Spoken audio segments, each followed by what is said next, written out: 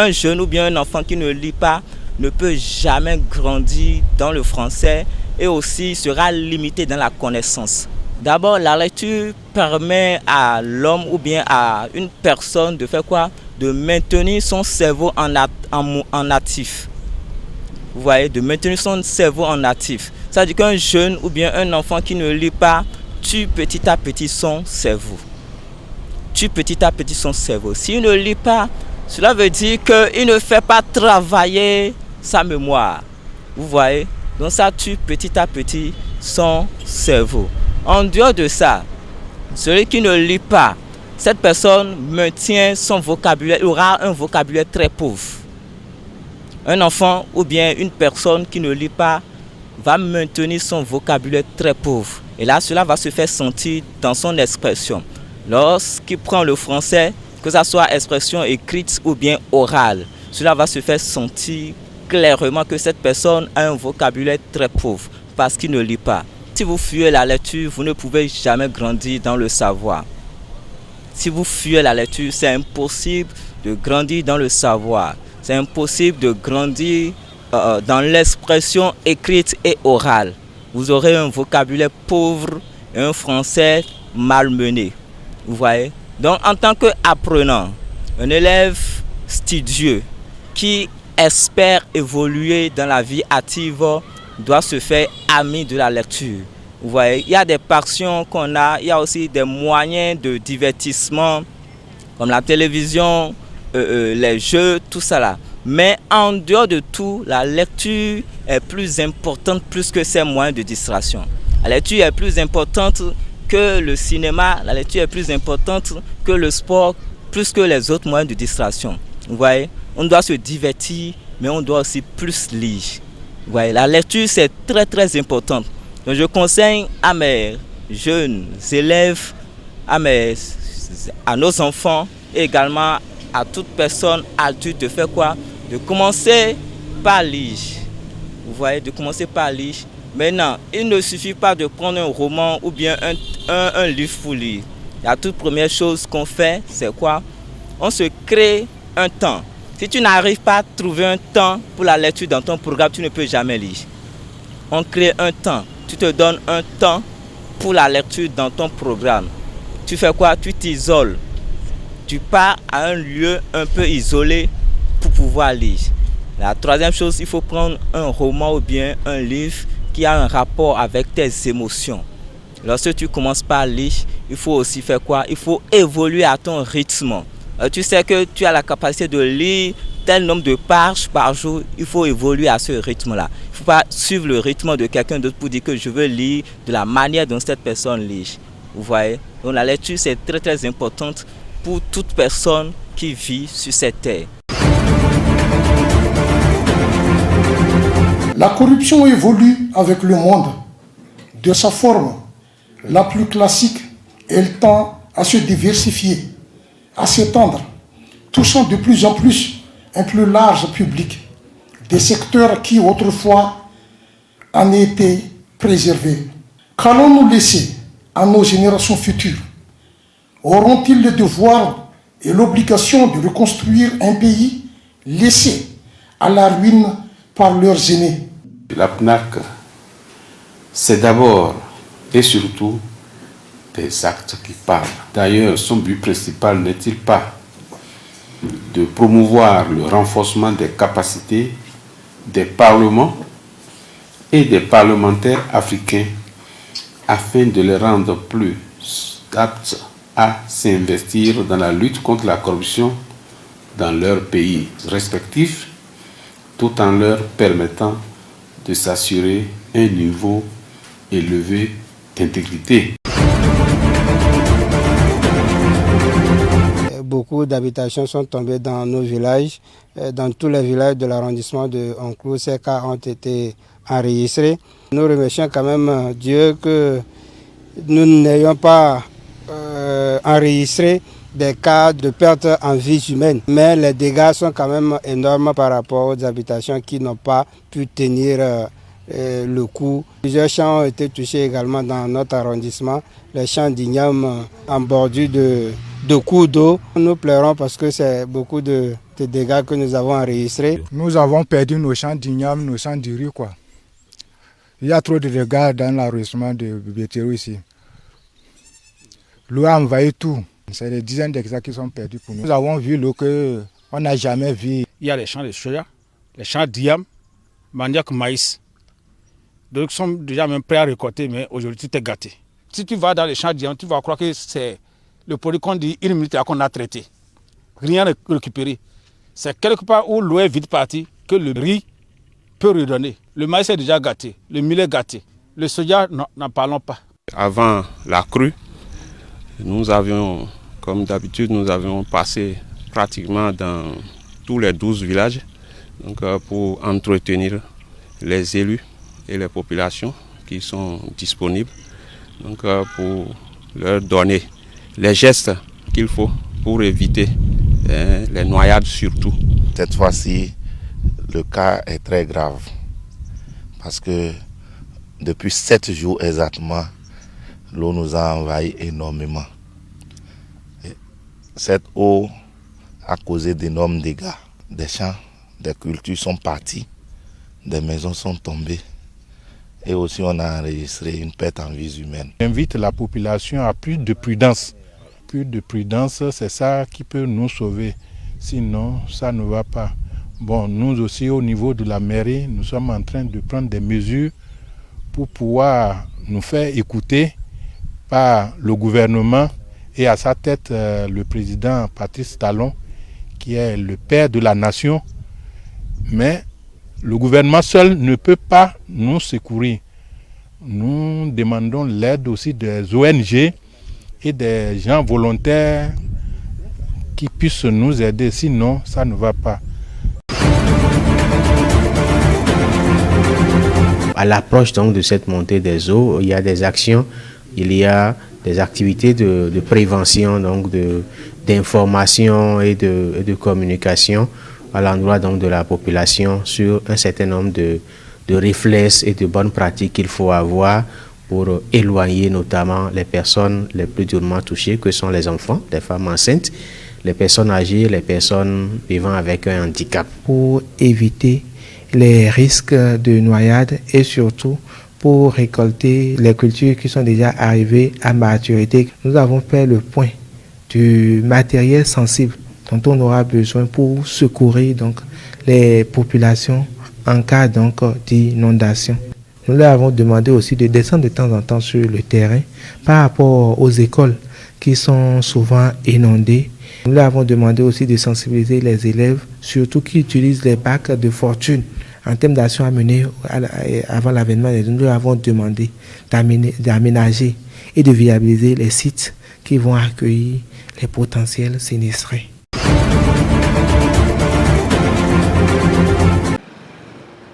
C'est l'extérieur. Quand tu entends coup d'État, changement de constitution, ce sont eux qui nous donnent ce tort. Allez-y fouiller dans le coup d'État qui se passe au Niger. Ils l'ont fait et quelquefois ça retombe sur eux. C'est ça la vérité. C'est que le temps de Dieu est arrivé pour que l'Afrique se libère de la domination étrangère et de toute forme d'exploitation de l'homme par l'homme. Le Niger, c'est un pays frère. Et oui, beaucoup accusent le chef de l'État pour avoir déclaré publiquement qu'il faut faire partie les autres. S'ils ne veulent pas, on les fera partir avec force. C'était une erreur d'appréciation. Mais c'est le chef de l'État. On vous l'a dit ça, c'était sur le chaud. Peut-être il n'a consulté ni les militaires, ni le peuple, ni, comment vous appelez, l'Assemblée nationale. Donc, moi je considère que ce sont les chefs d'État de la CEDEAO qui ont pris leurs décisions sans l'avis de leur peuple ou de leur... Mais cela ne va pas laisser qu'on condamne. Tout problème a des solutions. Et la solution, c'est de passer par la voie de la réconciliation, de la compréhension. Le recours à la force ne règle rien. On va casser tout ce qu'on a. Qui vous a dit que les gens ne veulent pas finir avec la CEDEAO ou l'Afrique de l'Ouest? Parce que si la guerre commence aujourd'hui au Niger, vous savez là où les balles, où les avions vont envoyer leurs missiles, ça peut nous toucher. Surtout le Bénin qui est trop proche du Niger. Et les relations avec le Niger et le Bénin, ça ne devait pas se passer. Ça ne devait pas se passer. Mais je suis désolé, les chefs, ils l'ont poussé. Après, il a compris. Je suis parmi les gens qui ont dit ne pars pas au Niger pour n'importe quel quoi que tu t'en vas réconcilier. Ils t'ont déjà classé. Parce que, en voulant nuire à autrui, on nuit à soi-même. La fermeture de la frontière du Bénin et du Niger, ce n'est pas seulement les Nigériens qui souffrent. C'est le jeu de chatte à chaton. Personne ne va aller faire la guerre au Niger. Tout le monde parle. La guerre, c'est facile. Je vous demande, la CEDEAO avait déjà formé un camp d'intervention rapide? Non!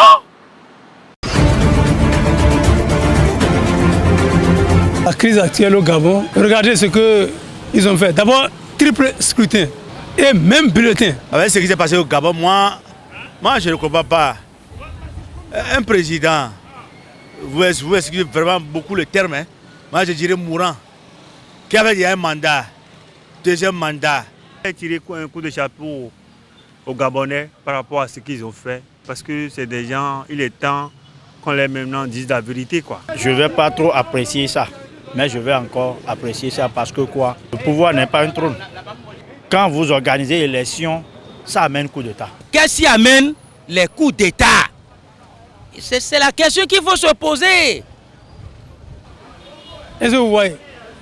Donc, sur ce point, et le pouvoir en place et ceux qui sont chargés d'organiser ces élections-là, et vraiment, ils n'ont pas été transparents. Je dis que c'était au niveau de la CEDEAO, au niveau des pays francophones de la CEDEAO. 4 coups d'État. Qui doit avoir un président élu de façon démocratique qui est physiquement au point et physiquement dans tous ses sens pour gérer le Gabon. Voilà maintenant un pays de l'Afrique centrale, en l'occurrence le Gabon. Et on connaît la dynastie des Bongo. Le président Ali Bongo, son papa a régné. Et voilà maintenant le fils qui vient de faire 14 ans, c'est-à-dire 2 mandats, de 7 ans, 2 septennats. Et au lieu de se retirer, bien vrai qu'il est gravement malade. Pour qu'il n'y ait pas de coup d'État, évitez de violer les constitutions. Ces élections-là, il y a eu de magouilles. Ce n'est pas transparent. Et c'est ça qui a fait sortir les militaires du pouvoir. Aussitôt, les résultats proclamés, dans la foulée, les militaires sont venus pour dire non, eux ne sont pas d'accord, ils ont pris le pouvoir. Et présentement, le président Ali Bongo est en résidence surveillée avec toute sa famille. C'est vrai, le coup d'État n'est pas consommé définitivement. Mais tel que je suis en train de voir les choses, c'est en voie d'être consommé. Nous avons déjà débattu ça. Il faut que l'Afrique revienne en elle-même et se dise qu'est-ce que nous voulons. Moi, à mon avis, j'ai envie de voir les contrats que les ancêtres avaient fait avec ces Occidentaux sont en train d'aller à terme. Il faut que nous, Africains, dirigeants africains, nous regardons qu'est-ce que nous allons faire pour que nous, nos petits-enfants, ne répètent pas la même chose que nous sommes en train de répéter aujourd'hui. Il n'y a jamais de développement avec un militaire.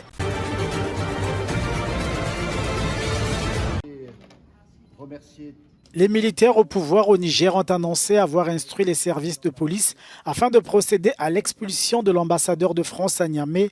Un courrier irrélatif a été adressé à Paris. La lettre datée de mardi précise que Sylvain Ité ne joue plus de privilèges et immunités attachés à son statut de membre du personnel diplomatique de l'ambassade de France. Ses cartes diplomatiques et visas ainsi que ceux de membres de sa famille sont annulés. Ces mesures interviennent après l'expiration de l'ultimatum de 48 heures donné vendredi aux diplomates français pour quitter le Niger. Mais Paris a rejeté cette décision venant d'un pouvoir qu'il juge illégitime. Reste à savoir si Niamey utilisera la force pour obtenir le départ du diplomate français.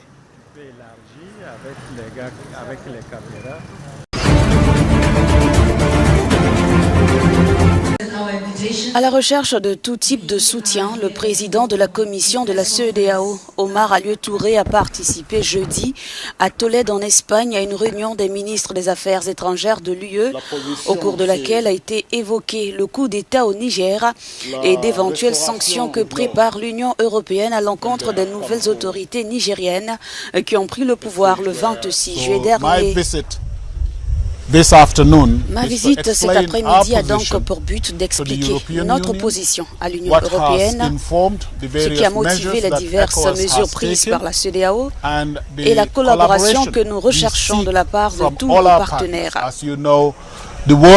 Comme vous le savez, le monde est un village planétaire. Un événement dans un endroit particulier affecte le monde entier.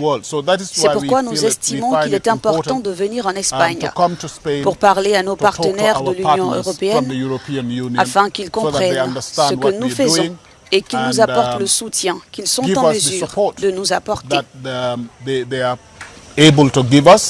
Plus d'un mois après le coup d'État, le Niger reste sous la menace d'une intervention militaire brandie par la CEDEAO pour établir le président Mohamed Bazoum.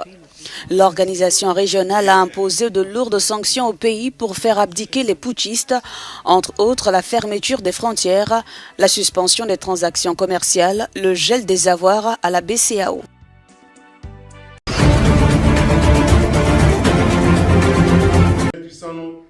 Le général Brice Oligui Nguema, auteur du coup d'État contre Ali Bongo Ondimba, sera investi en tant que président de la transition au Gabon le lundi 4 septembre. L'annonce a été faite ce jeudi à la télévision nationale par l'agent. Enfin, le président de la transition prêtera serment devant la Cour constitutionnelle le lundi 4 septembre 2023 à la présidence de la République. Signé le général de brigade Oligui Nguema Brice, président du comité de la transition et la restauration des institutions. Aucune précision n'a été donnée sur la durée des institutions de transition, mais les militaires ont rassuré les partenaires du Gabon quant au respect de tous les engagements internes et externes du pays. Le général de brigade, président du CTRI, tient à rassurer l'ensemble des bailleurs de fonds, les partenaires au développement, ainsi que les créanciers de l'État, que toutes les dispositions seront prises afin de garantir le respect des engagements de notre pays, aussi bien sur le plan extérieur qu'intérieur. Alors que la junte tente de consolider son pouvoir, l'Union africaine a annoncé dans la foulée suspendre le Gabon de toutes ses institutions avec effet immédiat.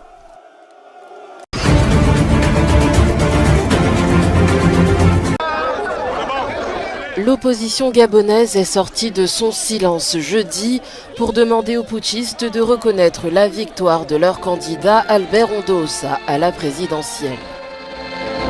Par le biais de son porte-parole Mike Joktan, Alternance 2023, la principale plateforme de l'opposition au Gabon, a invité les forces de défense et de sécurité à la discussion afin de trouver, je cite, entre Gabonais, la meilleure solution pour permettre au pays de sortir grandi de cette crise.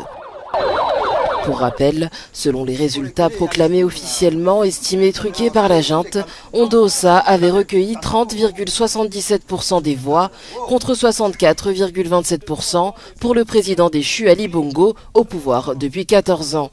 La junte n'a pas répondu officiellement à cette requête, toutefois elle a annoncé que le général Brice Oligui Nguema sera intronisé président de la transition le 4 septembre.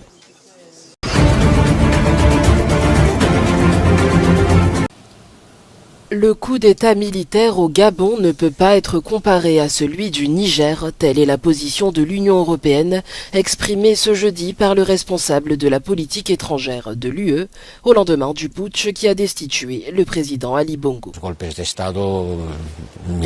Les coups d'État militaires ne sont pas la solution. Mais il ne faut pas oublier qu'au Gabon, il y a eu des élections entachées d'irrégularités.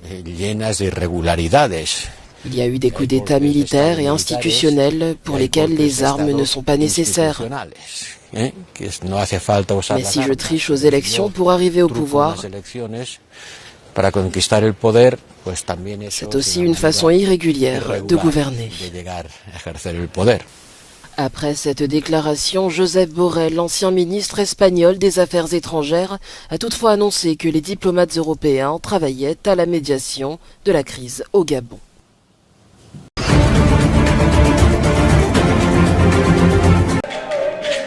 Comment concilier la protection des forêts et la satisfaction des besoins des populations riveraines?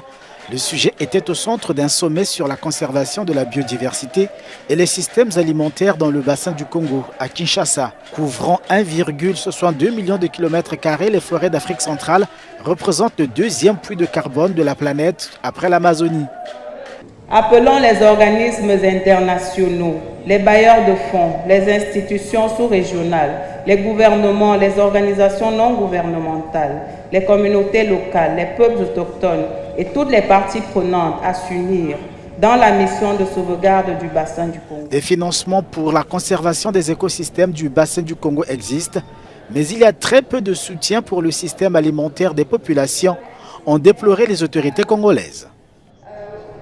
Le moment que nous avons eu pendant ces 3 jours de travail resteront inoubliables, car je reste convaincu que de ces sommets vont sortir des projets qui viabiliseront les systèmes alimentaires dans les bassins du Congo, tout en privilégiant les atouts liés à la lutte contre le changement climatique, et cela au profit de nos communautés et de toute l'humanité. Pour les populations marginalisées et pauvres, la forêt est leur supermarché, a déclaré le ministre congolais de l'Agriculture.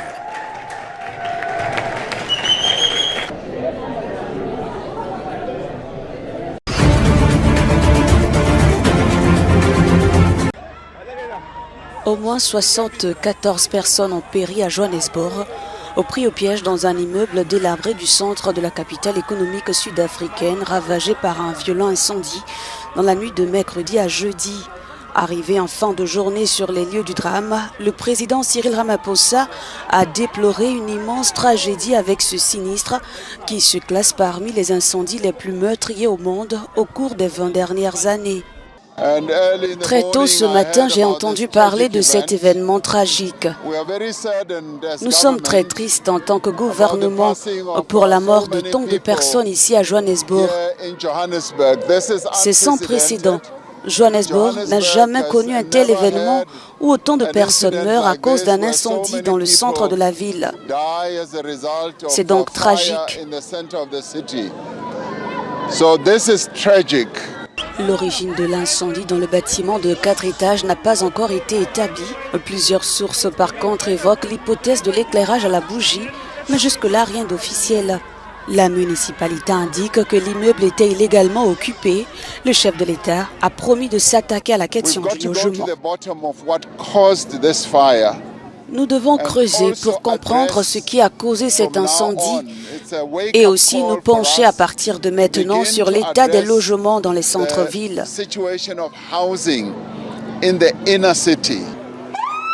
Les opérations de recherche se sont achevées dans la soirée du jeudi. 10 corps n'avaient pas encore été identifiés en raison du degré de calcination. Le président de la Commission de l'Union africaine, Moussa Faki Mahamat, a déploré sur X un incendie dévastateur.